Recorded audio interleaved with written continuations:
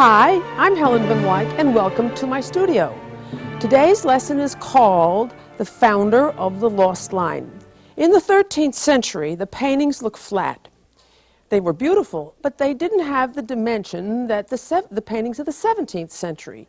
And one of the reasons why is that all the edges around the saints and the people that were adoring the Christ child had hard, sharp lines called the found line. Well, that was satisfactory for the 13th century, but then as time went on, the 17th century came along and the paintings took on more dimension. Suddenly the figure started to jump out into space, and you could almost imagine that there was something beyond the edge. And that was because the 17th century found the lost line. And the combination of a sharp edge and a fuzzy edge made a harmony that caused more dimension. So I would like to focus your attention on what I call the periphery of an object by painting this Venus, the statue of the Venus de Milo. I've had it for many years. It was carved in Italy, and it's been a favorite, kind of a torture chamber for my students, because they say, "Oh no, do I have to do that?" And I said, "Oh yes, because we do have to learn the found and lost line." Now, before I talk about the found and lost line, I do have to draw it for you. And while I draw it, let me talk about some of the important elements of drawing. In my programs before, maybe I've avoided drawing because sometimes I think I frighten people with drawing. But let me talk about one thing about drawing a standing figure that's balanced on one foot. There's a straight line from the back of the neck to the heel the person's standing on. If that is not a straight line, the person falls over. So why don't I start with a straight line from the back of her head to the heel she's standing on. I was kind of clever this morning. I covered her foot with her drape. Now my problem is to paint the drape. But that's going to be a little easier than maybe the foot. So I don't want the statue any bigger than from here to here. And, whoops, I like to hold my brush lightly, not hang on to it for dear life, because that means I'm afraid. I am afraid. And so the next thing would be, what did the sculptor do?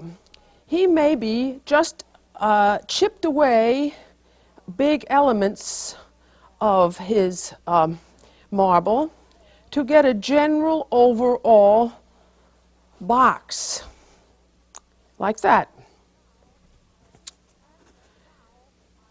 And now I need to find the proportions, how big her head is in relation to her body and so on. And may I give you a suggestion about a thing that will help you draw? Don't look where you're going, look where you've been. And so if I make the head this big, I then say, how many heads is she tall? So I have head 1, 2 to the breast, 3 to the navel, 4 to the drape, 5 to the knee, 6 to the shin, 7 to the beginning of the base. Let's see if I have it right. 1, 2, 3, 4, 5, 6. Oops, got to change it. 1, 2, 3, 4, 5, 6, 7. Okay, so this is going to be the head. And the angle of her shoulders is this way. Now the next thing I know is the breast line is going to be here. But above the navel is her waist, which seems to change directions in this way. And now from the sawed-off arm to her waist, she slides in a little bit. Then she gets a little hippie in through here. This line on here in relation to this comes in. Then her other arm, where is it in relation to where I've been? Always look where you've been rather than look where you're going. And then I can then say, well, from here, she's standing on that foot. Remember I said we start from here and it's a straight line. And from here, the hip goes out, and then that line has to come to here. So I'm sculpting it out of the big shape that I had.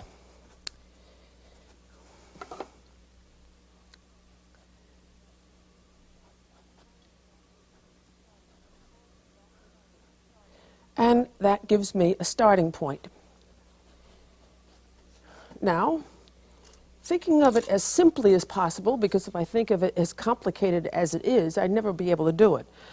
If you have to walk 1,000 miles, you have to do it a step at a time. And so I have to find the first step of painting her against the drapery. Well, what is it? She's basically a light tone against a darker background. So why don't I take a bigger brush now? And I start on a tone canvas, as you've noticed in many of my lessons. It's a little easier than starting with white. It's medium, so I can go lighter and darker. So with a lighter tone, I'm going to fill in a general overall form that seems to suggest her, the way she looks.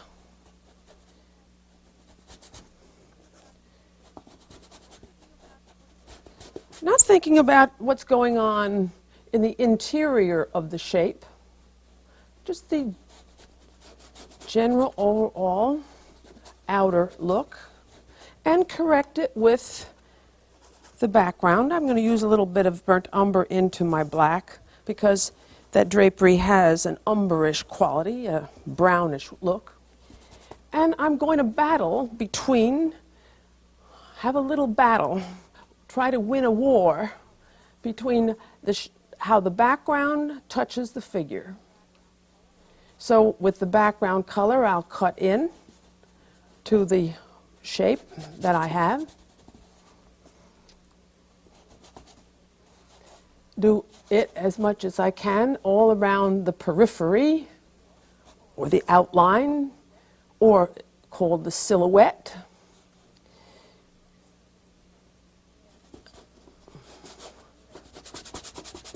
And then wage the war, which I hope I win, by going back to the shape that she is.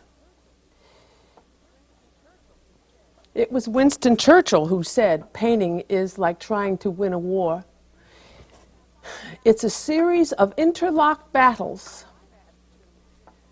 I've added to his quote that your strategy has to be flexible enough to change your strategy according to how your picture is progressing. I don't think he minds me taking that liberty. We paint pictures to see how they're going to look. I don't know how this is going to look. You don't know how it's going to look. I don't know how it's going to look. So this is what makes us friends.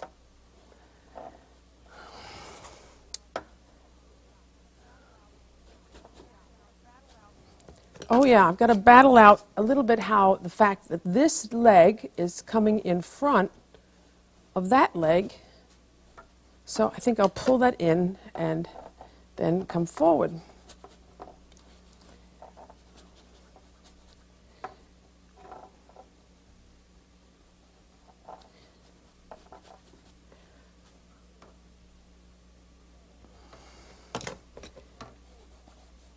Fiddly-dee. I'll think about her face tomorrow. I'm like Scarlett. Fiddly-dee. I'll think about those details tomorrow or at a later time.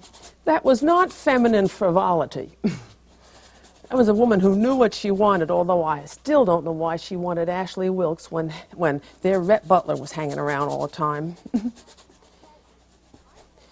So I step back a lot because paintings have to intrigue people from a distance so that the person wants to walk in on closer inspection. So let me see how the outer look of this periphery looks at this point. I'm back, and I hope you don't mind that I switched pictures, because I didn't want to take the time on the drawing stage away from showing you about the found and lost line. I don't have to teach you how to paint. I really should teach you how to look, because the way you look at something is the way you'll paint it. And I'd like to tell you a little story about my little dog Max. Maybe you've wondered about this charm I wear all the time. It's of Max. His philosophy of looking was, if I don't look at you, you are not there. And that gave him the chance to be as bad as he was, and he was bad. So how do I look at this figure? I don't see this as an outline. I see it as a place where I no longer can see the forms. Here, I can no longer see the drapes going back. Here, I no longer can see the hip going back. Here, I can no longer see the rib cage going back. And so I would never approach that picture or draw that line, so to speak, by coming down from this and making one continuous shape as though I were painting it the way I used to try to draw the outline of the United States when I was in school. Starting with Maine and coming down and you know, and then the Chesapeake Bay ends up to be where the Great Lakes are and all this, because it becomes a line rather than where these shapes seem to be rolling back. So let me wipe that off and show you how I would do it, hoping that this demonstration shows how much more successful this approach is in getting dimension. Let me see, I switched because I needed this to be somewhat dry.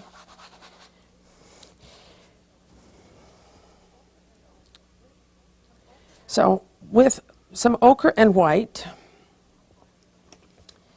I'm going to not start on the head. I think I can demonstrate it better here. I'll start in here and have my brush come up to that shape. Then I'll have the brush here and come out to that sharp edge. Then I'm going to stop my brush and not come down. I'm going to leave a little space and I'm going to start there. That, right where I've left that unpainted area is called the lost line. And then I'm thinking of how this section is. Of course, I'm going to put the tone that hits the breast. But this rib cage then really is not attached to her hip. This rib cage comes down and sinks in. And the hip comes from behind. And so we have an activated edge. She's a little fleshy there, and then I see a little shape here.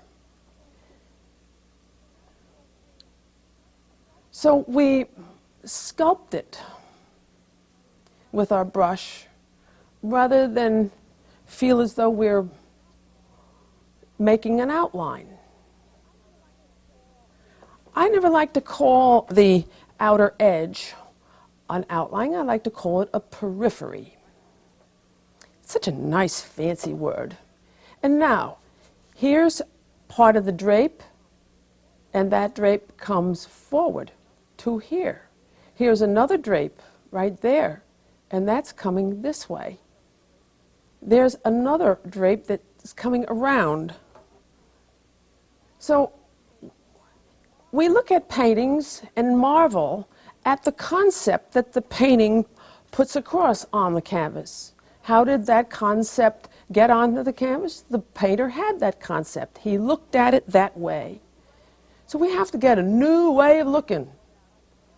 I've been talking about that you have to look at what the light does rather than the object is, so we are always seeing the light. Hallelujah.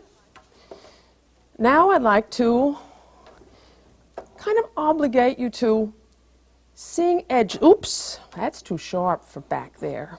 Seeing the edge a little different way, so you can do it a little different way. And here's a sharp edge. Ooh, this is sharp, sharp, sharp. Why? Because it's coming forward.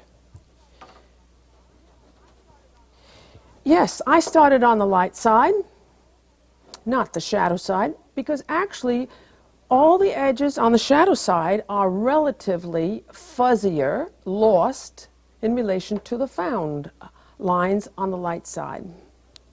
You're trying to make the people look at the light, so sharpen the light. You're trying to make the shadows mysterious, so keep your edges of the shadows mysterious.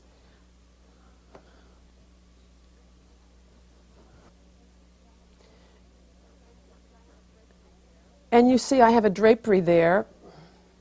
I'll suggest the drapery, because I want to save a drapery lesson for another time. It's so hard to dissect the painting process into these segments.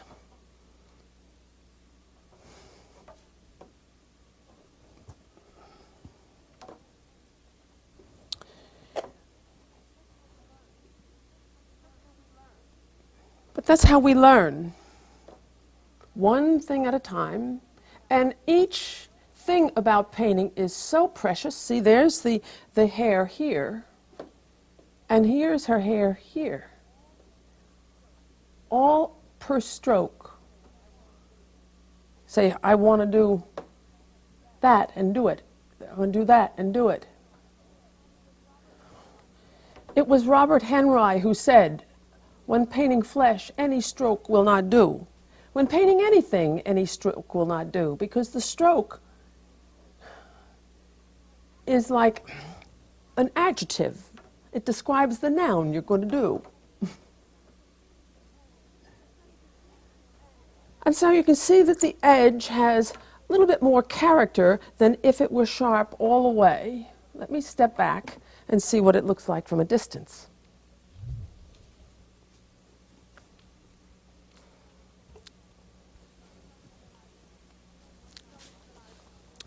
You notice that I've worked this up with putting the light against the dark. I want to fix the shadow side now, and I think it'd be easier for me to try to manipulate this edge by doing what's behind it. So that means doing a bit of work on the drape. And behind the drape, or behind the figure, the drape looks light because the light is hitting and then going on its way.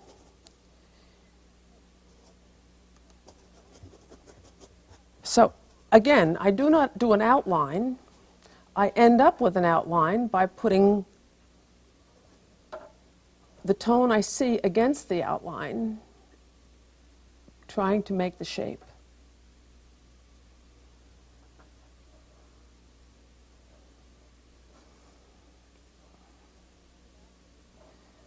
I do put my brush up in midair like that to make some comparisons.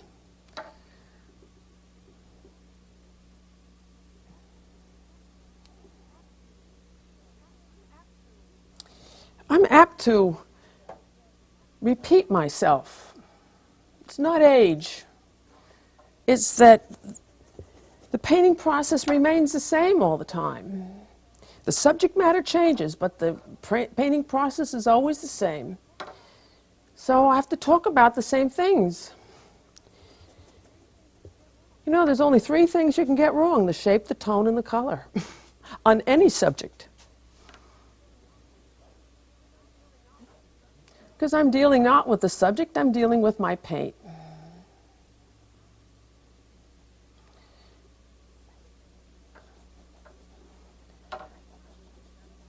Next time we meet, I'm going to tell you something very important about dealing with my paint. I think that I'm going to utilize the shadow from her and on the drapery to design the figure down here. See, she's casting a shadow. And that cast shadow is falling across the drape. The drape is also in shadow. And this is what's going to bring her out on this side. This shadow goes all the way out to here on the drapery, and then it goes out onto the background.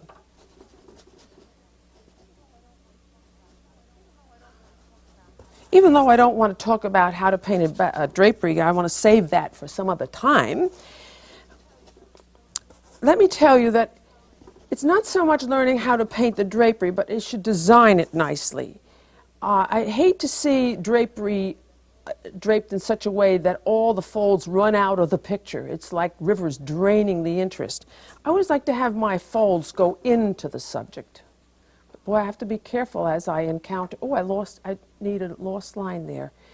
I have to be careful how I come against that. I don't want to lose the character of the edge that I painted. So the eye, these things bring your eye into the picture.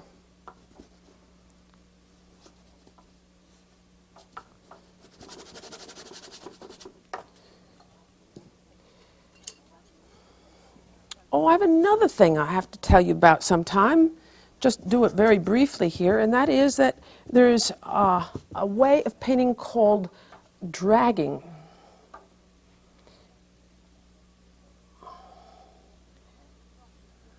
You hold your brush in a different way.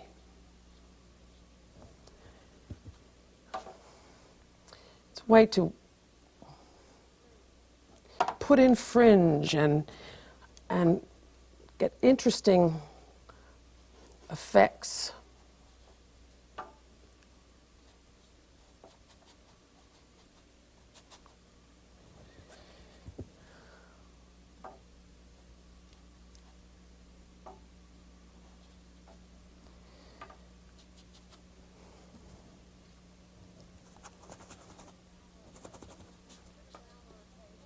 Sit her down on a table.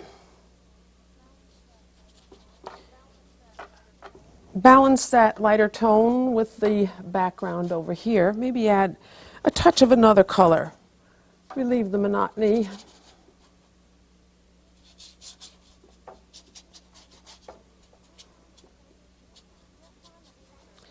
Yes, I'm a painter who likes to communicate with my viewer from the standpoint of provoking his memory. And so I am known to be a painter who's called, oh, she paints realistically.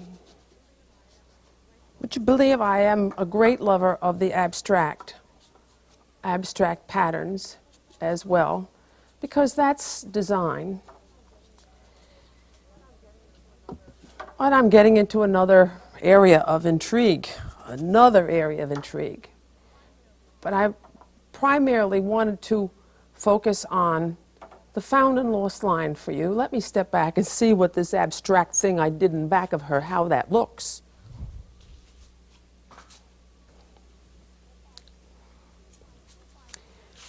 I hope I've intrigued you with painting edges by showing you this. You notice I didn't do the head. But let me show you this painting of a dear little head, dear little child, and point out the found and lost line on her. See how this hair, the stroke that I used here, it came from here and went and came in, losing a line there. And then this is lost, and this is sharp.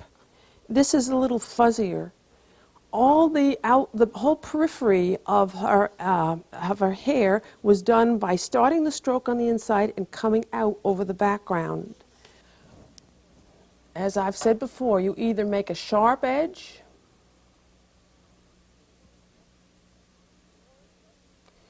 or you make a fuzzy blended edge, or you fill in large areas. Seeing how these three things all make your image. You have to do it and judge it. Do it and judge it. One time I was working and my mother said, "Helen, there's something wrong." I said, "Mother, no." So she walked away in a huff, and then she came back and she said, "You fixed it." So don't show your pictures to anyone while they're in the making.